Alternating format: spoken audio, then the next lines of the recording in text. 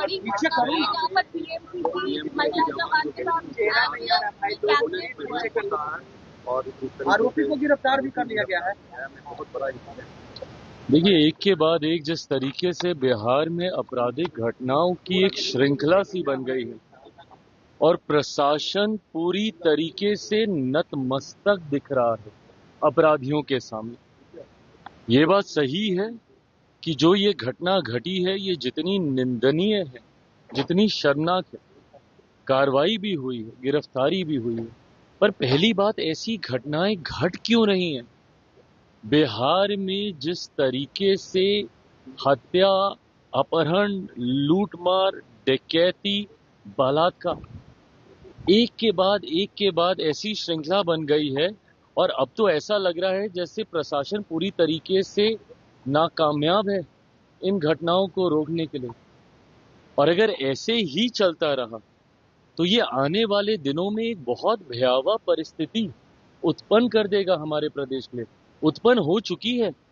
जिन परिवारों ने अपनों को खोया उनका हालात पूछिए, जिन बच्चियों के साथ इस तरीके से दुष्कर्म हो रहा है उनके हालात पूछिए। आज अगर इस तरीके की बातें भी कही जाती हैं कि चुनाव के कारण ऐसी गतिविधियों को असामाजिक तत्व अंजाम दे रहे हैं, अगर चुनाव भी एक कारण, और मैं भी मानता हूं कहीं ना कहीं कि संभवतः चुनाव भी एक कारण है, सरकार को बदनाम करने की साजिश के साथ संभवतः इन घटनाओं को अंजाम दिया जा रहा है, पर तब भी जिम्मेदारी तो प्रशासन की ही है ना इसको नियंत्रित करने की। कोई भी अपराधी आपके राज्य में आपराधिक घटनाओं को कैसे अंजाम दे रहा है प्रशासन के रहते हुए?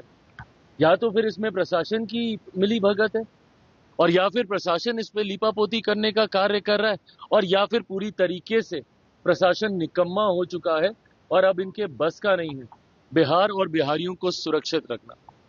ऐसे में पुनः एक बार मैं बिहार सरकार से आग्रह करूंगा, जरूरी है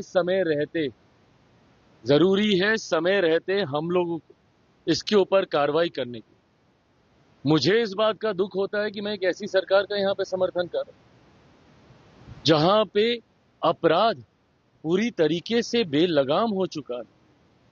इस पे नियंत्रण पाना जरूरी होगा, नहीं तो इस तरीके से बिहार और बिहारियों की जिंदगी से होता हुआ खिलवाड़ बिहार को बहुत बुरे अंजाम तक